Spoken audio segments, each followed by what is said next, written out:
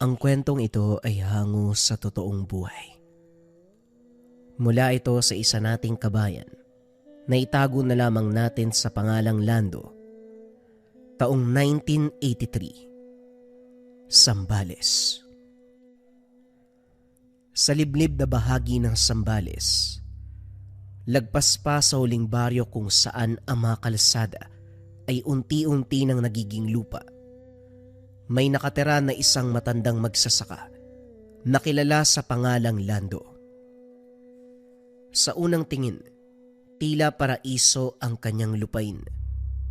Malawak na taniman ng iba't ibang uri ng gulay, mga punong-puno ng bunga, mga hanay ng bulaklak na parang nakangiti sa araw. Si Mang Lando ay isang napakasipag na matanda.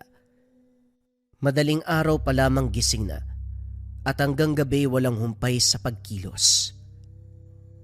Sa umaga, makikita siyang nagdidilig ng mga halaman na para bang kinakausap ang mga ito. Alagang-alaga ni Mang Lando ang lahat ng nabubuhay sa kanyang lupain. Kaso nga lang sa kabila ng kagandahan ng tanawin, may isang bagay na hindi maitatago. Si Mang Lando lamang ang nag-iisang tao sa dakong iyon. Wala ni isang bahay sa paligid at wala ring ibang dumadalaw kung hindi bumibili lang ng kanyang pananim. Sa gabi, tanging langit na puno ng mga bituin at alingaw-ngaw na mga kuliglig ang nakakasama niya. Bata pa lamang si Lando, pinasan niya na ang mabangis sa mundo. Sa murang edad ay naging biktima na ito ng mga pangungutya, panlalait at panghuhusga mula sa mga taong wala naman siyang nagawang kasalanan. Hindi pantay ang kanyang muka. Nakalaylay ng kaunti ang isang bahagi. Ang kanyang mga mata ay tila palaging pagod. At ang bibig naman, nakapilipit na parabang nagmumukha siyang palaging galit kahit hindi naman. At dahil dito, naging laruan siya ng mga batang kasing edad niya. Ang masaklap pa, pati na rin ang matatanda, hindi nahiyang apihin ang isang batang katulad niya. Oy, ayan na siya oh. Uy, si Lando yung tabingi yung mukha oh. Baka kaya iniwan ng tatay at nanay niya no? Anong ibig mong sabihin? Eh di ba ulila na yan? Kaya siguro siya iniwanan ng mga magulang niya kasi ganyan yung mukha niya. Pangit. Umalis na nga tayo. Baka mahawaan pa tayo ng kapangitan yan. Si Lando, maliit at mahiyain, nagkunwaring hindi narinig ang mga sinabi. Pero kumirot ito sa kanyang dibdib. Sa araw-araw na pangungutya at mga matang mapanlait, hindi na nakakapagtaka kung bakit hanggang sa pagtanda, bitbit nito ang hinanakit at puot sa kanyang puso. Hindi niya alam kung bakit nga ba wala siyang magulang. Hindi niya ito nakilala. Tanging alam lamang niya ay iniwan siya. Ipinaampon sa isang matandang mag-asawa sa baryo. Bagamat mabait ang mga ito, kaso nga lang maaga rin silang namatay. Simula noon lumaki si Lando ng mag-isa. Dala-dala ang mga bulong. Siguro may sumpayan, kaya walang pamilya. At habang tumatagal mas lumalalim ang mga sugat na yun. Nang magkaedad si Mang Lando, unti-unting nagbago ang kanyang pagkatao. Ang batang tahimik at malambot ang puso, ngayon ay naging matanda na mahirap kausapin. Mabilis magalit at ayaw na may ibang taong umaapak sa kanyang lupain. Isang araw, isang ale ang nagtanong sa kanya. Mang Lando ano? Matanong lang po kung mamarapatin niya. Bakit po dito kayo tumira? Ang layo-layo. Napansin ko din wala kayong kasama rito o kahit kapitbahay man lang sana. Wala ba kayong pamilya? Kung bibili ka, bumili ka na. Kung pumunta ka lang para mangialam sa buhay ko, mas mabuti pang umalis ka na lang. Napatras ang babae. Hindi na nagtanong. Kinuha na lamang ang mga pinamili. Bagamat hindi lubusang narinig ni Mang Lando ang babae, sigurado siya na bumubulong ito sa sarili. Dapat lang talagang pagsabihan ng mga katulad yung pakialamera. Nakikisawsaw sa buhay ng iba. Hindi na lang tumahimik. Pagmasdan ng kagandahan ng mga pananim ko. Pero kahit ganito ang madalas na engkwentro ng matanda, hindi may kakaila ng kahit sino. Si Mang Lando ang may pinakamagandang ani sa buong bayan. Ang kanyang mga kalabasa ay palaging mas malaki, mas malusog kaysa sa karaniwan. Ang mga okra ay malulutong. Ang mga bulaklak ay maganda ang bunga. Matitingkad ang kulay. Amoy na amoy ang kabanguhan. Para bang may lihim na kaalaman ang matanda sa lupa, sa tubig, at sa pagpapalago ng mga ito. At sa kabila ng ugali niyang pangit na pinapakita sa iba, marami pa rin ang bumabalik para bumili, para pagmasdan, dahil walang kasing ganda ang kanyang ani. Sa bawat araw mistulang anak na ang turing ng matanda sa kanyang mga halaman. Habang nag-aalis sa mga damo, madalas ay nagsasalita ng mag-isa. O ayan na, dahan-dahan lang. Huwag kayo mag-alala. Hindi ko kayo papabayaan. Wika ni Mang Lando sa mga pananim at tila sumasabay ang hangin. Hinahaplos ang mga dahon na parabang sumasagot ang mga ito. Kung may makakita man sa kanya, mga napapadaan, pinagtatawanan siya at sinasabihan na sira na ang ulo. Pero hindi ito ang mahalaga sa kanya. Sa taniman, doon siya nakahinga ng maluwag. Doon siya kampante at masaya. Doon siya nagiging si Mang Lando. Hindi ang nakatabingi ang muka. Hindi ang pangungutya. Hindi ang batang naulila at tila sinisisi sa kanya ang lahat. Doon siya nagiging tao. Habang nag-iisa sa malaparaisong hardin, naalala naman ni Mang Lando ang kabataan. Isang gabi, habang nasa upuan ang mga bata sa baryo, napadaan ang batang si Lando noon na may bitbit na basket ng kulay. Oy, tignan niyo yung mukha niya oh. Parang pinisil na tigbalang. Tumigil ka nga, ano ka ba? Hindi yan papatulan ng tikbalang, no? Baka nga pati yun matakot pa sa mukha niyan eh. Nakakabinging tawanan at sigawan ang narinig. Si Lando, napahinto lamang ng sandali. Pinisil ang hawak na basket, pero hindi siya lumingon. Tumuloy siya sa dilim na daan, habang ang mga boses ng mga panunukso tumitibay na baka sa kanyang alaala. Lumipas ang maraming taon. Ang mga batang nangungutya sa kanya noon, nagkaroon na ng kanya-kanyang asawa, nagkaanak, bumuo ng sariling pamilya, at may sarili ng bahay at bukirin. Habang si Lando, kahit gaano kasipag ay nanatiling mag-isa, at doon tumigas ang kanyang puso. Hindi na siya basta lamang malungkot, kundi naging masama ang loob niya sa mundo. Kung ayaw nila sa akin, mas mabuti. Ayaw ko din sa kanila. Hindi ko sila kailangan, ano? At sa puntong yun, nagsimula nang magkaroon ng ibang timpla ang hangin sa paligid at lupain niya. Ilang taong namuhay ang matanda.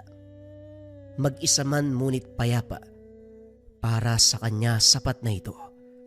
Ngunit nagbago ang lahat ng isang umaga. Habang naglalakad si Mang Lando sa gitna ng kanyang taniman, napansin niya na tila may kakaiba. Hindi ito simpleng kalat ng lupa o simpleng pagyuko ng tangkay. Meron talagang gumagalaw ng kanyang lupain at hindi ito pangkaraniwan. Sa tapat ng kanyang taniman ng mais, may isang mahabang linyang matatagpuan. Wasak ito sa lupa, para bang may mabigat na bagay na gumapang. Ang mga tangkay ay wasak-wasak, May ilan pa na parang sinipsip mula sa loob. Napatigil ang matanda. Ilang segundo siyang hindi huminga. Marahang lumabas sa kanyang bibig ang isang malamig na bulong. Unang pumasok sa isipan ay ang mga batang pasaway sa baryo. Maaaring sila ang may gawa nito. Batay sa karanasan, madalas talagang gumawa ng hindi maganda ang mga bata dahil gusto lang nila. Ngunit hindi naman doon tumigil si Mang Lando. Naisip niya rin na maaaring mga taong inggit ang gumawa nito sa kanya. O hindi kaya naman, isa o grupo ng mga taong nasungitan nito at nagtanim ng sama ng loob sa kanya. Maraming posibleng dahilan, pero kailangan kong matukoy kagad. Siguro napikon sa ugali ko, kaya nangahas na sumilip dito kagabi at sirain ang aking pananim. Malaking katanungan kung paano ito naganap. Imposible na hindi siya magising. Bagamat matanda na, hindi siya bingi o ulyanin. At ang kanyang mga pananim, lubos kong ingatan, kaya hindi niya papalampasin kung sino man ang gumawa nito. Galit, inis, kaba. Lahat ng negatibong emosyon ay naglaho. Kinagabihan nagpa siya itong tugisin ang salarin. Kumuha siya ng lampara, itak at polo. Binuksan niya rin ang isang lumang bangko na gawa sa kawayan at doon siya naupo. Nakasilong sa ilalim ng malaking puno ng mangga na nagsisilbing bubong nito. Mata sa dilim, tenga sa hangin, matalas ang pandama. Handang labanan kahit sino pa man ang dumating. Ngunit walang gumalaw. Ang mga kuliglig ay iisa lang ang tono. Ang hangin ay banayad, malumanay at mahinahon. Pero ganun pa man, hindi nagpakampante ang matanda. Sa bawat oras na dumadaan, lalo siyang nababalot ng matinding pakiramdam. Sinuri niya ang paligid, ngunit wala naman siyang nakikita. Ganun pa man, hindi nawala sa kanyang isipan na parabang may nakatingin, may mga matang nagmamasid. At dahil hindi sanay sa puyatan, hindi nito namalayang nakatulog pala si Mang Lando. Nagising siya ng madaling araw dahil sa lamig na dumadampi sa kanyang batok. Parang may humahaplos. Hindi pangkaraniwang simoy. Parang hininga. Isang mahaba, mabigat na hininga. Nanlaki ang mga mata ng matanda. Sinuri ang paligid at kinuha ang bolong dala. Ngunit katulad kagabi ay wala pa rin siyang nakita. At nang tuluyan ng sumikat ang araw, para siyang binuhusan ng kumukulong tubig. Dahil sa sobrang galit, ang mga tanim ay parang niyurakan ng isang higante. May mga ugat na nakausli. May mga dahong napigtal na parabang sinabunutan. Sa sobrang galit ay naibato niya ang bolong dala sa lupa. Nakasalisin na naman. Imposible. Imposibleng hindi ko narinig kung ano man ang nangyari. Ano ba yan, ibon? Pusa hindi rin. Mga bata pasaway. Ano kaya? Pero paano sila makakapasok nang hindi ko naririnig? Nagpatuloy si Mang Lando sa pagsuri ng ibang tanim. Inalam kung gaano kagrabe ang pinsala. Sa bawat tanim ay parang hinawakan ng kamay ng hindi pang tao. Mahaba ang bakas, mga hinila, mga bitak sa lupa na parang puwersa sa ilalim, pero hindi naman lumindol. Kinabukasan hindi pa rin napapawi ang kanyang galit at puyat, kaya naman naganda na siya. Nagsuot ang matanda ng lumang jacket para sa lamig. Tinandaan niya ang bawat lagusan sa kanyang lupain at binakuran ang mga ito. Tahimik siyang naglalakad. Halos walang oras na hindi ito paikot-ikot. Pinuntahan ang bawat bakod ng kawayan, maging ang likuran ng kanyang kubo. Silyado na ang bawat lugar. Ang lamparang bitbit at buwan lamang ang nagsisilbing ilaw ng matanda. Ganun pa man, sapat ito upang makita niya ng malinaw ang lahat. Ilang oras na ang lumipas. Sa kabila ng pagod at antok, nanatiling alerto pa rin si Mang Lando at ang pandinig niya. Sa bawat kaluskos ng dahon, bawat pagaspas ng ibon, sa bawat bitak ng sanga mula sa ilalim ng kanyang tsinelas, nagdudulot ng reaksyon sa kanya. Kagad niya itong tinitigan, sinuri ng mabuti. Paglipas pa ng ilang sandali sa malayong bahagi ng kanyang lupain, bandang likuran ng mga kalabasa, doon lamang niya napansin may munting anino na gumagalaw. Parang hayop, parang maliit lamang ang katawan, asong sumusungkit ng lupa. Pero merong kakaiba. Ang galaw nito ay hindi normal. Hindi niya maipaliwanag kung ano. Ngunit ang pagkamot nito ng lupa ay parang may udyok ng pagluluksong hindi normal. Kinusot niya ang mga mata. Hindi sigurado kung malabo lang ba ang kanyang paningin o pinaglalaroan siya ng dilim. Ngunit ang maliit na anino ng aso, nang tumigil sa pagkutkot ng lupa, parang palukso-luksong naglalakad papalayo. Mabilis. Tila hindi pantay ang paggalaw.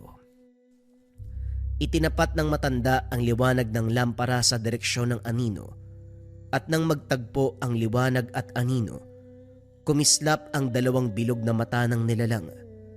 Hindi parang hayop, hindi mata ng normal na aso, kundi parang mga mata ng batang matagal nang hindi nakakita ng araw. Napatras si Mang Lando, ngunit pinakalma nito muli ang sarili. Hayop lang yon. Isang normal na maliit na hayop. Pagdilat ng mga mata, wala na ang nilalang. Kung yon man ang sumisira ng pananim ko. Sa ngayon, hindi siya nagtagumpay. Dagdag pa ng matanda. Bumalik na siya sa pagroronda. Nabawasan naman ang kabang naramdaman ni Mang Lando sa isip nito. Siguro naman hindi nababalik pa ang asong yun. Nakampante ang matanda. Kinabukasan aayusin niya na ang mga napinsala. Ngunit malalim sa kanyang dibdib, tila sinasabi ng kanyang sarili na hindi ito ordinaryong hayop. Pagdating ng araw, halos malaglag ang panga ni Mang Lando sa lupa. Mas matindi ang pinsala. Hindi na ito simpleng abala. Pinaghapit ang mga halaman at ang mga bulaklak. Hindi lamang pinigtal, kundi sinira. Binaboy na parang mga kamay na nagkamot sa lupa at humatak na mga dahon at bulaklak na siyang inapak-apakan sa lupa. Tila giniling ang mga pananim. Ang mga gulay ay pinagkakagat. Ang iba ay halos mabulok na sa grabing pinsala. Nagsilabasan ang mga insekto na siyang kumain sa mga pananim. Ang mga ugat ay parang binungkal sa lupa at tinapon. At ang lupang maayos niyang hinulma ay parang hinukay mula sa ilalim at ginulo. At ang pinaka nakakapanlumong pangitain, merong mga bakas ng paa. Maliliit pero hindi pang bata. Kakaiba ang hugis. Tila mula ito sa hayop na kailanman ay hindi niya nasisilayan. Mahaba ang talampakan, hindi tama ang sukat ng mga daliri, at sa ilalim ng bakas, napagtanto ni Mang Lando na napakabigat nito. Hindi tugma sa laki ng mga marka. Napasigaw, nagdabog, galit na galit habang kinakausap ang sarili. Hindi na napigilan pa ni Mang Lando na magwala ng mga panong yun. Napahawak siya sa ulo. Hinila ang mga buhok. Halos makaskas na ang ngipin sa labis ng panggagalaite. Paano? Paano nangyari ang lahat ng ito? Mataas ang mga bakod. Buong gabi kong rumuronda. Maliwanag ang lampara. Walang ingay kagabi. Sigurado kung walang tao o hayop sa paligid. Wika ni Mang Lando. Kung sino ka man at kung ano ka man, pinapangako kong magbabayad ka. Nagpatuloy ang ganitong sistema ni Mang Lando. Araw-araw at gabi-gabi. Halos hindi na siya natutulog. Bawat oras ng dilim, binababad niya ang pagbabantay. Minsan ay nakaupo siya sa pagitan ng mga lamang gamot. Tumatango. Nagbabaka sakaling matsyempohan ang gumawa nito. Minsan naman ay tumatayo ito sa tabi ng lumang puno ng santol na tila babantay. Minsan umaakyat ito sa puno upang makita ang kabuuan ng lupain. Daladala ang lampara, itak, at lahat ng galit na naipon niya sa loob ng ilang dekada.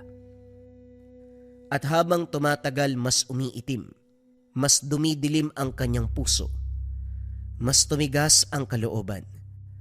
Hindi lang dahil sa misteryong nilalang o kaya naman sa paulit-ulit na pagkasira ng kanyang mga pananim, kundi sa pakiramdam na muli na naman siyang pinagkakaisahan ng mundo. Kung dati ay matipid lang ang ngiti niya sa mga bumibili, ngayon ay wala na.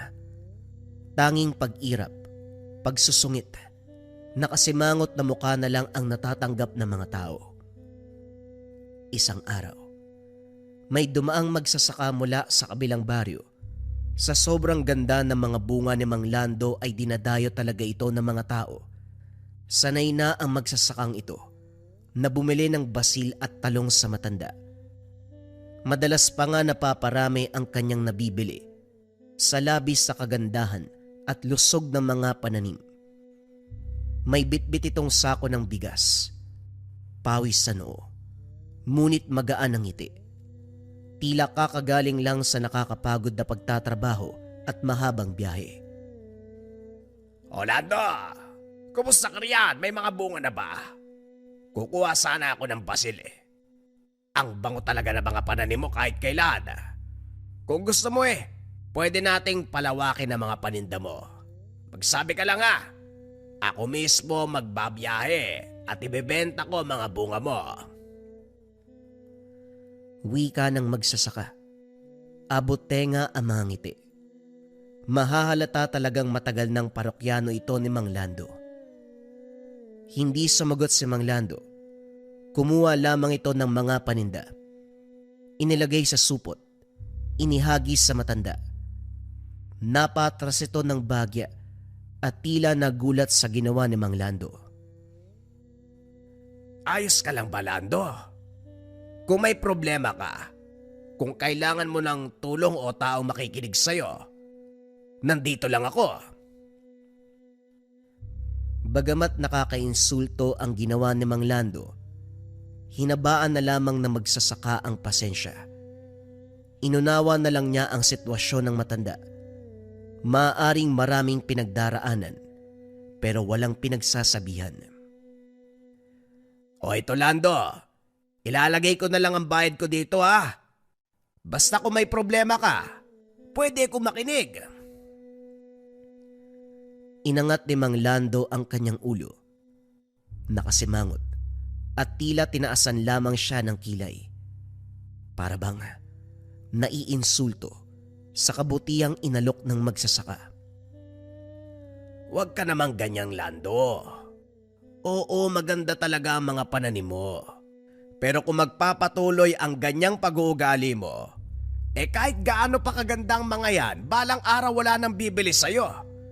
Ang mahirap pa niyan, paano kung matapat ka sa piko na tao o hindi kaya grupo, baka pagtulungan ka. Pero, mauna na nga ako kung sakali man. Sana baguhin mo ang pakikitungo sa kapwa. Ayoko naman na balang araw, kung sakaling mawala na tayong lahat, ni isang tao wala man lang pumunta sa lamay mo. Wika ng magsasaka. Umalis na sa lugar. Damang-dama ang matinding pag-aalala nito para kay Mang Lando. Alam din ng matanda na mabuti ang loob ng magsasaka. Hindi mo alam. Hindi mo alam ang pinagdaraanan ko. Wika ni Mang Lando sa sarili. Sa pagpapatuloy ng paglala ng ugali ni Mang Lando, tila nagkatotoo ang babala ng magsasaka. Unti-unting naging matumal ang paninda. Nang mga sumunod na linggo, halos 2 na lang ang bumibili. Sa mga sumunod ay 1 na lang. Hanggang sa kalaunan wala nang dumaraan. Wala nang kumakatok. Wala na ring pumupuri sa kanyang mga bulaklak at mga gulay. Pero si Mang Lando, hindi man lang nag-aalala. Hindi niya pinapansin kahit unti-unti nang natutuyo ang ikinabubuhay. Para sa kanya hindi mahalaga ang ibang tao. Mas prioridad ang mas malaking kaaway, ang misteryong salari ng dilim. Isang gabi habang nililibot ang lupain, sa bandang bahagi ng Kakawayan, kung saan madalas matagpuan ang ilang mga insekto, may narinig siyang kakaiba. Hindi ito tunog ng hangin, ng hayop, at hindi rin ito hakbang ng nilalang na matagal niya nang inaabangan. Para itong kaluskos ng maraming dahon na pinapakialaman. Dahan-dahan, patagong ginagapangan. Natigilan si Mang Lando. Halos ilang segundo itong hindi huminga at hindi gumalaw ang katawan. Tumaas ang kanyang balahibo. Itinaas niya ang lampara at tinapat sa pinagmula ng ingay. Sa likod ng puno ng santol, may hugis na kumikilos. Nakakurba, nakayuko, at tila nagtatago. Nang makita niya kung anong uri ng halimaw, isang bata. Madungis at halos masubsob na ang ulo sa lupa sa labis sa pagkakayuko. Hindi man lang ito lumingon sa kanya. Napakunot ang noo ni Mang Lando.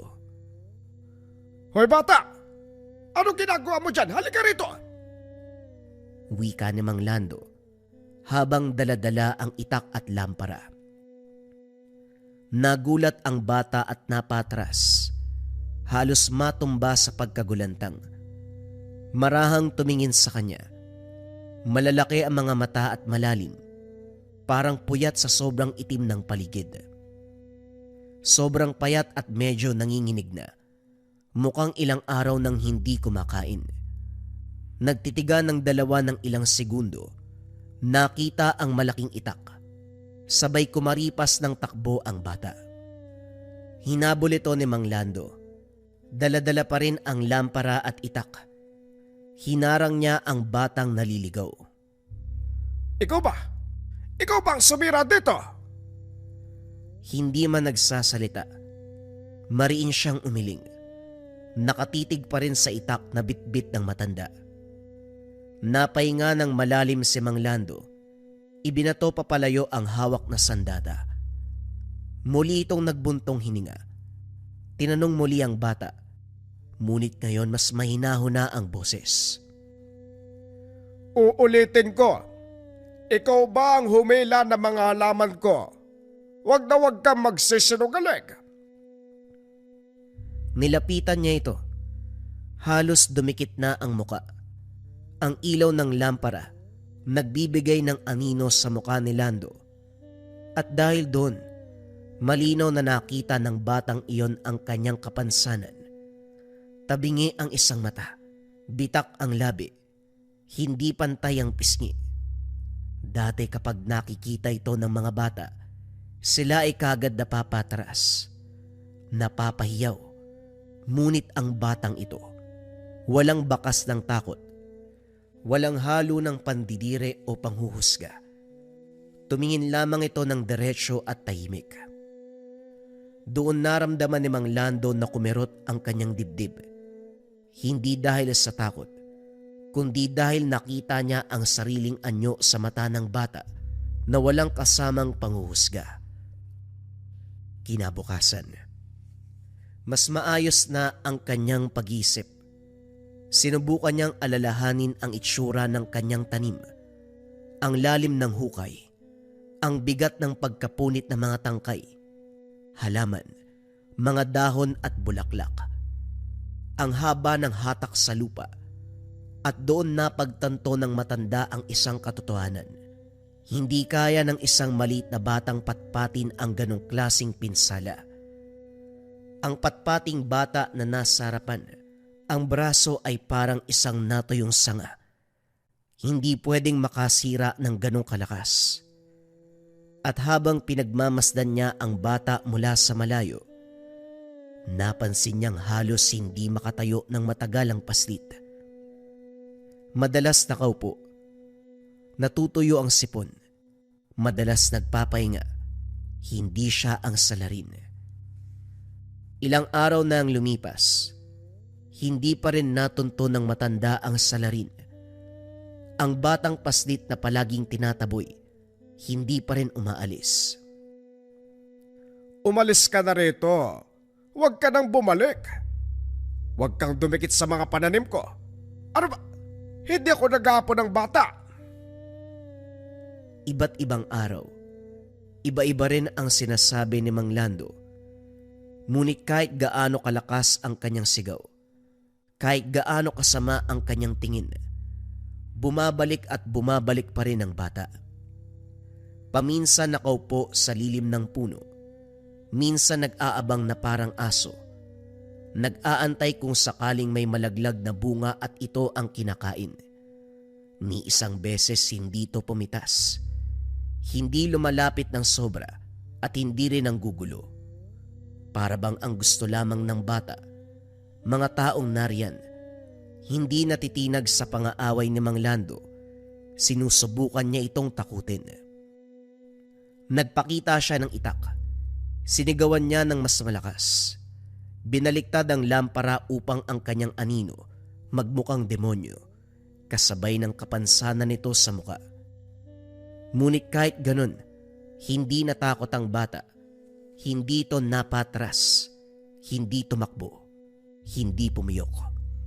Salip tumingin lamang ito ng diretsyo, parang sanay na sanay na makita ang malahalimaw nitong muka. Habang tinitignan ang mga mata nito, kumirot ang puso ng matanda. Dahil sa kauna-unahang pagkakataon, nakita niya na kahit papano, gumaan ang loob ng bata nang makitang meron na itong kasama. At doon, para bang may bagay na kung anuman ang naramdaman ni Mang Lando sa kanyang dibdib, hindi niya matukoy kung awa ba ito, o dismaya, o isang uri ng pakiramdam na hindi niya naranasan mula sa iba, ang konsiderasyon. Simula noon kahit masungit pa rin siya, kahit palaging galit, kahit halos hindi na siya kumikibo, hindi niya pinigilan ang bata. Hindi niya ito pinapagalitan na manatili sa kanyang tabi. Hindi niya ito tinatawag na anak, na alaga. Wala siyang sinasabi. Wala siyang inaamin, pero hinahayaan niya itong umupo sa tabi ng kubo. Tumulong mag-ayos sa mga paso, kumain ng kanin at mantika, paminsan-minsan kasama ang gulay na kanyang niluto. Higit sa lahat, hinahayaan niya itong matulog sa ibabaw ng lumang banig sa ilalim ng puno kapag gabi. Hindi niya kailanmang sinabing pwede, pero hindi niya rin sinabing hindi. At sa unang pagkakataon, sa mahabang panahon, ang lupain ni Mang Lando ay hindi na ganap na tahimik. May boses na ng bata, tunog ng maliliit na yabag. May katulong na siyang ayusin at alagaan ang mga pananim. Dahil madalas niya nang kasama ang bata, naisipan ni Mang Lando na bigyan ito ng pangalan. Hindi na Hoy, bata o kung ano man ang tinatawag niya. Kiko na ang pangalan. Habang tumatagal naging malusog ang batang si Kiko, nagagawa na nitong ngumiti. tumawa at maglaro sardin. Malayong malayo sa unang pagkikita. Dahil pagdating ng bata, tila mas gumaan na ang mga gabing pagbabantay ni Mang Lando. Hindi man sila palaging nagtatawanan o nag-uusap. Sapat na sa matanda ang presensya ng bata. Tahimik, palaging nakangiti, masunurin at matulungin. Palagi nitong hawak ang lumang sako na pagmamay-ari daw ng kanyang ama. Katulad ni Lando, hindi rin alam ni Kiko kung anong nangyari sa kanyang ama. Nagulat na lamang ito ng isang araw. Mag-isa na din siya. May lumang sugat si Mang Landong naramdaman. Tila nakikisimpatya. Nauunawaan ang nararamdaman ng bata. Nang gabing yun, tahimik ang paligid. Ngunit hindi ito katulad ng normal na katahimikan. Hudyat ng pagpapahinga o pagkalma ng gabi. Para bang nagbabadya. Katahimikan na maririnig mo bago bumulusok ang panganib. Mang Lando, may narinig po ako. Wika ni Kiko. Nakaramdam din ng matanda. Pinakinggan ng paligid. Isang mahinang kaluskos ang narinig. Mabigat, mabagal. Para bang may dumaraan sa pagitan ng mga tanim na mais. Ito na ang pagkakataon. Matagal kong inantay to. Sumunod ka lang sa akin. Wika ni Mang Lando. Malamig man ang tinig. Mararamdaman mo ang pagprotekta sa bata habang hawak niya ang lampara. Habang pinupunta nila ang pinagbola ng tunog, muli nilang nakita ang maliit na aso na minsan nang nagpakita kay Mang Lando. Nakatayo ito sa may kanto. Nakatingkayad. Nakapirme at nakangisi. Pero hindi itong ngisi ng normal na aso. Masyadong pantay ang pagkakaangat ng labi. Parang tao. Wag niyo pong lalapitan. Wika ni Kiko. Ano ka ba, Kiko? Aso lang yan, huwag ka matakot. Sinubukang hilahin pabalik ni Kiko ang matanda. Ngunit hindi ito nagpaawat. Lumapit si Mang Lando, hakbang ng hakbang. Nang unti-unti nang sumara ang distansya, unti-unting lumaki ang anino. Tumaas ang anyo. Malalim na alulong ang lumabas dito. Nang umabot si Mang Lando na halos 5 hakbang na lamang ang distansya, huminto ito at nanigas. Ang akala niyang maliit na aso sa malayo, hindi pala aso. Dahan-dahang tumayo ang nilalang. Tumunog ang mga buto. Tila nabalian sa bawat pag-unat. Ang mga balahibo nito ay sobrang itim. Basa at tila galing sa putik. Ang mga mata nitong maitim at maliit kanina, ngayon ay lumaki at napakatingkad na pula. Ang bibig nito kanina na nakangisi, biglang ibinuka. Napakalaki, napakahaba, hanggang sa umabot na sa pisngi. Halos hanggang tenga ang lawak ng pagkakabuka ng bunganga nito. Malalaki ang mga ngipin, tila napakadaling kumain ng laman. Gapunan. Isang matagal na kwento ng matatanda. Isang nilalang na naninira, nag-aagaw ng ani at buhay ng may-ari ng lupa. Malakas, maliksi, may matinding galit sa mga taong nakakasalamuha. Bago pa man makagalaw si Mang Lando, kumalabog na ang lupa. Tumalon ang gabunan at mabilis itong nakalapit sa matanda. Mang Lando, takbo! Wika ni Kiko. Hinila ang laylayan ng damit ng matanda. Ito ang nagpabalik ng kanyang ulirat. Napatakbo ang dalawa. Pabulusok sa labis sa takot. Hindi alam ng matanda na kaya pala nitong tumakbo na parang lumilipad na. Halos tumalo na si Mang Lando sa sobrang bilis ng takbo. Ngunit kahit anong bilis nila, mas malakas ang yabag ng nilalang sa likuran. Parang kabayong tumatakbo. Malakas, mabigat at mabilis. Isang kamay ng gabunan ang humablot ng lupa, kumayod ng malalim na uka. Kung natamaan sila, siguradong napigtas ang kanilang laman. Dito tayo! Dito tayo sa likod ng puno! Nagtago sila sa lumang puno ng akasya. Parehong hingal na hingal. Ngunit hindi sila ligtas. Unti-unti nang lumitaw ang gabunan mula sa dilim. Sa bawat hakbang nito, bumabagsak ang pawis at putik mula sa katawan. Tumutulo ito sa lupa. Paglapit ito sa puno, kagad silang naamoy. Hindi na nagaksaya ng panahon si Mang Lando. Itinaas nito ang kanyang itak. Binuksan ang lampara. Inundayan niya ito ng malakas na hampas. Tumama ito sa mukha ng nilalang. Pumutok ang balat nito. Lumabas ang malapot na parang dagta na kulay itim. Sisindihan pa sana niya ito gamit ang apoy ng lampara, ngunit tila hindi nasaktan ng gabunan. Sa halip ay lalo pa itong nagalit. Sinunggaban siya ng nilalang. Tumilapon sila. Gumulong. Kinailangan ni Lando na hawakan ang panga nito para hindi siya kagatin. Umaagos ang laway, parang asidong kumukulo. Mang Lando!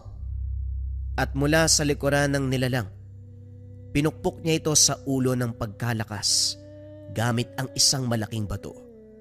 Bagya itong napatras, sapat para makatayo si Lando at makatakbo. Patuloy ang habulan, ang ingay, ang putik, ang malalim na hininga ng halimaw. Lahat ng ito ay nagmistulang dagungdong sa tahimik na lupain. Nang sumikat na ang araw, tila biglang nawala ang nilalang. Gayunpaman hindi nag-aksaya ng panahon si Mang Lando. Sugatan, galit at hinihingal. Dumiretso ang matanda kasama si Kiko sa kakilala nitong albularyo. Pagpasok niya, agad siyang sinita ng matanda. Lando, bakit parang binugbog ka ng 5 tikbalang? Ano bang ginawa mo? Sabi na magkakaroon ka rin ng katapat eh. Ano nangyari? Nagsungit ka na naman? O di kaya naman inirapan mo sila? Huwag mo kong pagtripan, Urog. Sabihin mo sa akin ang nalalaman mo patungkol sa mga gabunan. Nakakamangha talaga, no? Nakakamangha ka! Ikaw na nga itong nangingi ng tulong. Nagawa mo pa akong sungitan. Kung sigurado kang gabunan ang iyong nakita, hindi ka dapat nag-iisa. At lalong, hindi ka na dapat naglalakad sa gabi. Anong dapat? Ikaw ang albularyo, sabihin mo kung paano ko matatapos to. Ikaw ang may alam kaya tumulong ka. Ay, nako. Wala ka pa rin talagang pinagbago, Lando. Hanggang ngayon, puro galit at yabang pa rin ang dala mo. Kaya iniiwan ka ng mga tao. Hindi na nakapagpigil si Lando. Tinulak niya ang mesa. Nagkalat ang mga bote at mga pinatuyong dahon. Ano? Anong sinasabi mo? Tumayo si Mang Urog. Hindi upang lumaban, kundi pigilan ang matanda. Pagod na siya sa pag-uugali ni Lando. Lumapit si Kiko, nakatingin sa albularyo, para bang nanghingi ng awa. Napahinto sa pag-alis si Mang Urog. Nakita niya ang batang paslit. Marumi, payat at halatang pagod na rin. Ngunit kahit ganun pa man, hindi nito iniwan si Lando. Napabuntong hininga ang matandang albularyo. Kumuha ito ng isang lumang tela. Para sa'yo, bata. Proteksyon. Huwag mong tatanggalin at makinig ka. Hindi ang matanda ang dapat tumawak nito kung hindi ikaw. Ikaw ang magtataboy sa gabunan. Ikaw lang ang papakinggan ng lupa. Wika ng matandang albularyo bago niya tuluyang pinaalis ang dalawa. Kinagabihan muling nagbantay sila Mang Lando at Kiko. Galit na galit pa rin ang matanda sa sinabi ng albularyo. Wari nito, hindi man lang sila tinulungan. Ngunit nang ipakita ni Kiko ang inabot sa kanya ni Mang Urog, kahit papano nabawasan ang pagkunot ng noo nito. Isang piraso ng tela na may nakaguhit na lumang simbolo. Nang umihip ng napakalakas at napakalamig ang hangin, alam nila sa sandaling iyon na numbalik na muli ang nilalang. Sa gitna ng maisan tumindig ang gabunan, tila narito upang maningil. Mas malaki kumpara kagabi. Mas mabilis at higit sa lahat, mas galit. Doon nagsimula ang pinakamatinding engkwentrong naranasan ni Mang Lando sa buong buhay niya. Mabilis, marahas at walang patawad. Tumalon ang gabunan. Tinangkang patayin si Lando ngunit kagad humarang si Kiko dala-dala ang tela. Hindi alam ng dalawa kung para saan o kung paano nangyari. Ngunit biglang napatras ang nilalang nang makita ito. Umalulong ng pagkalakas-lakas, halos nakakabingi, dahilan upang takpan ni Kiko ang tenga at muling bumalik ang nilalang. Sumugod muli ang gabunan. Halos bumagsak na ang buong linya ng mais. Inundayan nito ni Lando ng itak. Tumagos ang talim sa balikat nito. Ngunit ang halimaw ay hindi pa rin natitinag. Nagtulungan muli ang dalawa. Sinunggaban silang pareho pero kaagad nakaiwas. Gumapang sila sa lupa. Nagkanda sugat-sugat. Muntika nang maipit sa ilalim ng katawan ng nilalang pero hindi sila tumigil. Sa gitna ng kaguluhan tumayo si Kiko. Hinawakan ng maigpit ang tela at muling inangat ito. Muling napasigaw ang nilalang.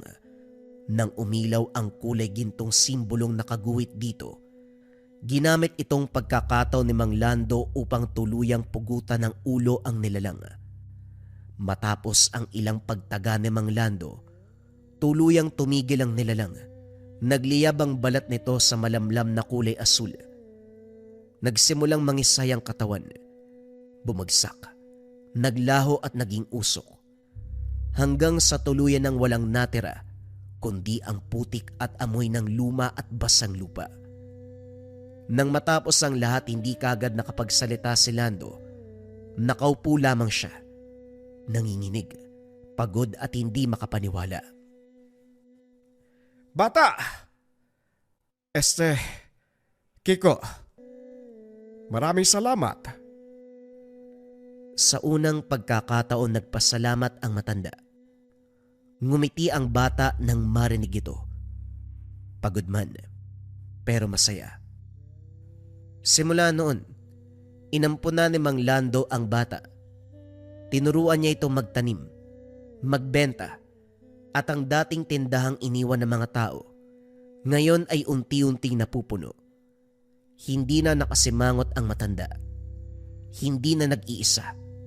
At hindi na rin puno ng galit.